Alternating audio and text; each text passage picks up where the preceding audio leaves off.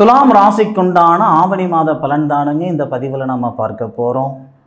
துலாம் ராசியாதிபதி சுக்கிரன், அசுரகுருன்னு சொல்லக்கூடியவர், துலாம் ராசிக்கு 9வது பாவகன் சொல்லக்கூடிய பிதிரு ஸ்தானத்தில் குரு பகவான் தேவகுருவோட சேர்ந்து குரு பகவானுடைய சாரத்தில் இருந்து உங்களுடைய ராசிக்கு 3வது பாவகன் சொல்லக்கூடிய தைரியஸ்தானத்தை பார்க்கக்கூடிய அற்புதமான தருணத்தில் தான் இந்த மாதம் பிறக்கப்பட போகுது.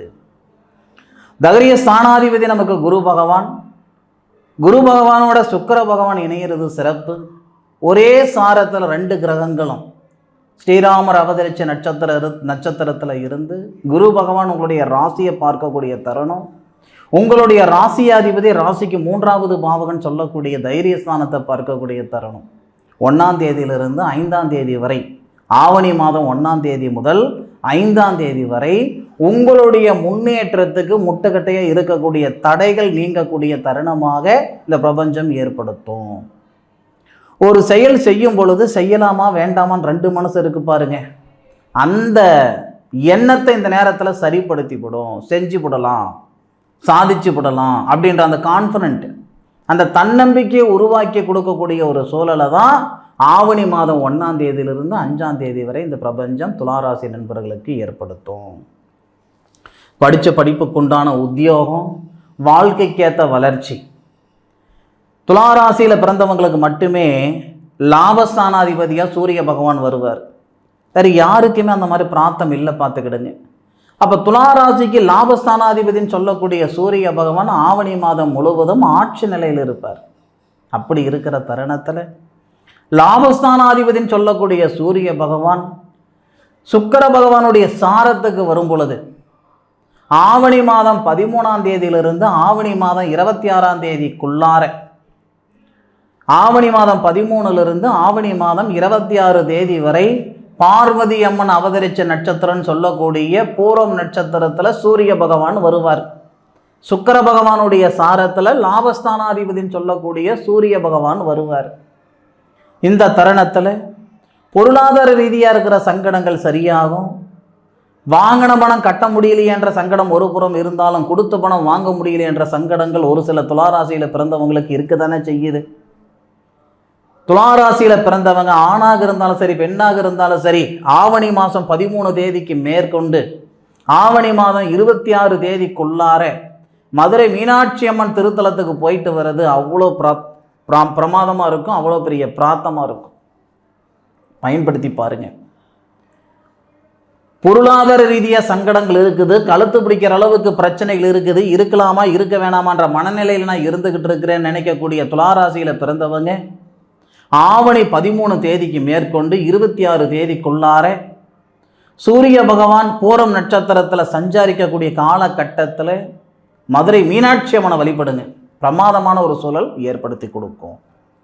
சில பேருக்கு படித்த படிப்புக்கு உண்டான உத்தியோகம் இல்லாமல் இருக்கிறேனுங்க, நான் செய்கிற வேலைக்கும் நான் படித்ததுக்கும் சம்மதமே இல்லைங்க, ஏதோ வேலை இல்லாமல் இருக்கிறதுக்கு ஒரு வேலையில் நான் இருக்கிற மாதிரி இருக்குதுங்க அப்படின்னா 9ஆம் தேதியிலிருந்து 26ஆம் தேதி வரை புதன சூரிய பகவானும் 11வது பாவகன் சொல்லக்கூடிய லாபஸ்தானத்தில் புதனாதித்ய யோகமாக இருக்காங்க. ஒரு ஆச்சரியமான ஒரு விஷயம், ஒரு அதிசயமான விஷயமும் கூட. ஜோதிட நாலேஜ் உங்களுக்கு ஒரு 10% இருந்தால் கூட, ஏன் 2% இருந்தால் கூட, இப்போ நான் சொல்கிற விஷயம் அப்படியே மனசில் ஆணி அடித்த மாதிரி உங்களுக்கு பதிஞ்சிடும். பொதுவாக பாவ கிரகங்கள் சொல்லக்கூடிய கிரகங்கள் எல்லாமே மறைவு ஸ்தானத்தில் இருந்தால் தான் யோகத்தை கொடுக்கும். அந்த அடிப்படையில் ராகுவும் சரி, கேதுவும் சரி, சூரியனும் சரி, சனியும் சரி, செவ்வாயும் சரி, இவங்க எல்லாமே நமக்கு பாவ கிரகங்கள். செவ்வாய் 6வது பாவகத்தில், செவ்வாய் 12வது பாவகத்தில் மறைவு ஸ்தானத்தில் இருக்குது. இந்த மாதத்தில் ராகு 6வது பாவகத்தில் இருக்கார், 5வது பாவகத்தில் ராகு இருக்கிறாரு, 6வது பாவகத்தில் சனி இருக்கார். இது எல்லாமே நமக்கு எந்த மாதிரி ஒரு மாற்றங்கள் கொடுக்கும்னா, ராகு போல் கொடுப்போரும் இல்லை, கேது போல் கெடுப்போர் இல்லைன்னு நாம் சொல்லுவோம் இல்லைங்களா.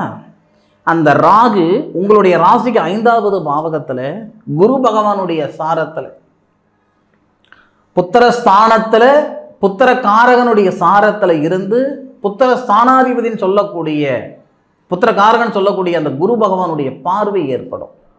குரு பகவான் உங்கள் ராசியை 5வது பார்வையாக பார்க்கிறாரு.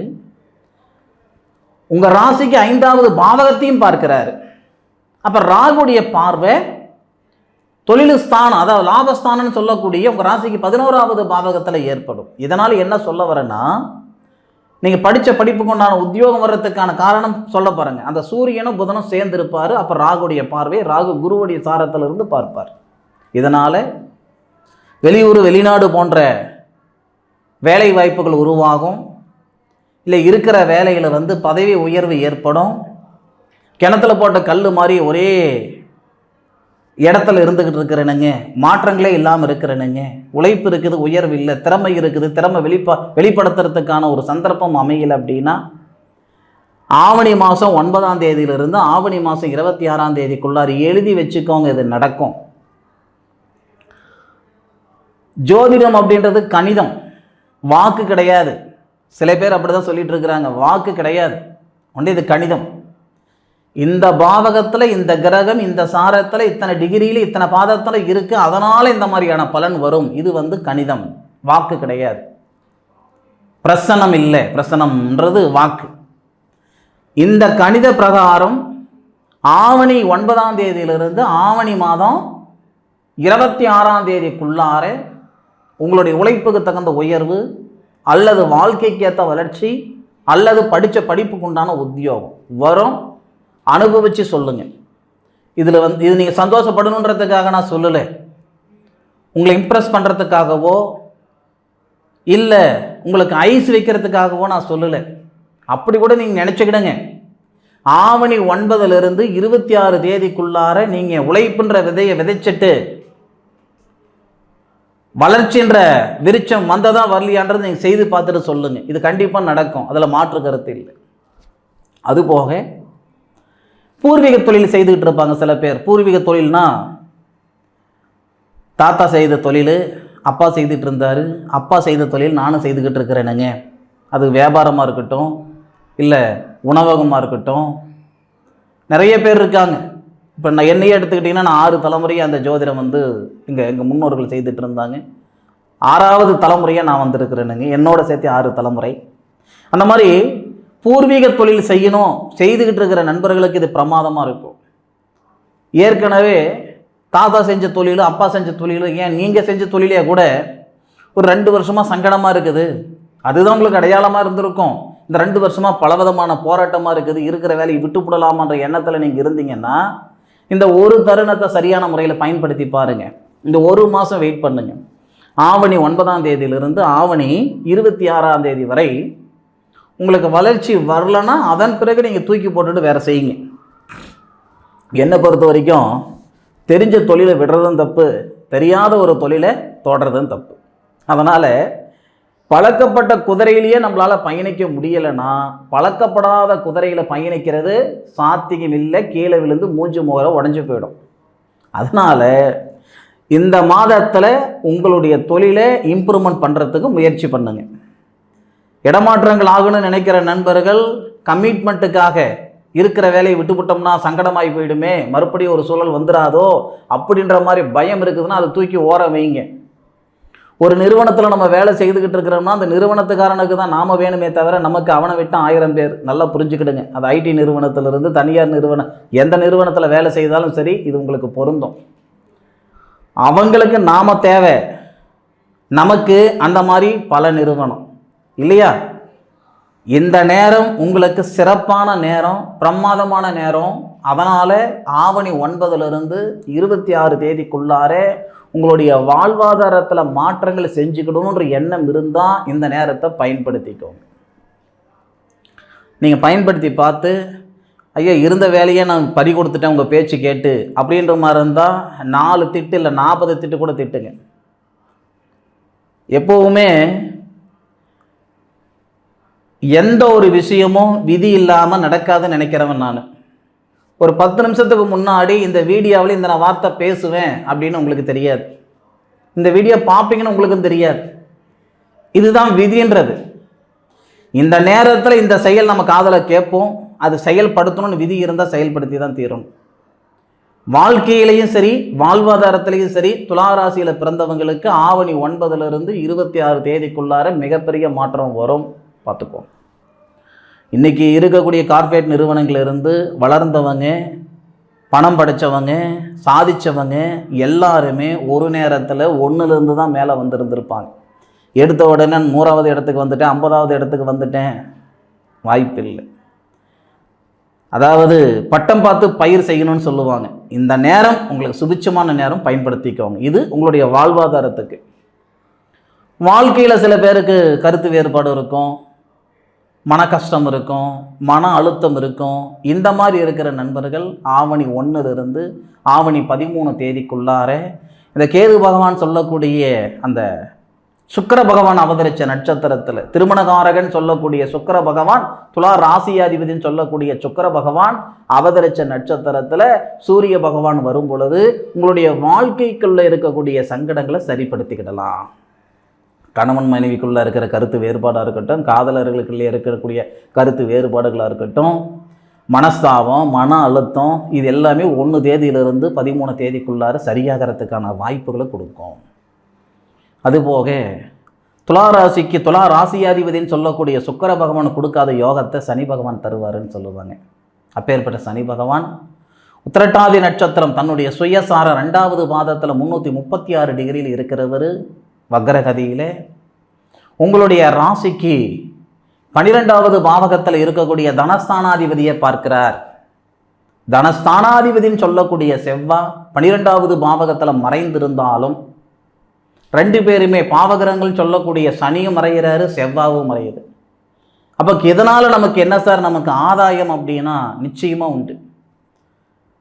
நீண்ட நாள் வழக்கு பிரச்சனை இருக்குது, அது விவாகரத்து வழக்கு பிரச்சனையாக இருந்தாலும் சரி, அதாவது இந்த மண்ணு மனை சார்ந்த வழக்கு பிரச்சனை இருந்தாலும் சரி, இல்லை போகாத இடத்துக்கு போனேன்னு பேர் வந்தது, செய்யாத தப்புக்கு செஞ்சென்ற பேர் வந்தது, ஏதோ ஒரு வகையில் வழக்கு பிரச்சனை இருக்குதுன்னா 1ஆம் தேதியிலிருந்து 29ஆம் தேதிக்குள்ளார அந்த வழக்கு பிரச்சனைகளிலிருந்து விடுபடுறதுக்கான வாய்ப்புகளை கொடுத்துரும்.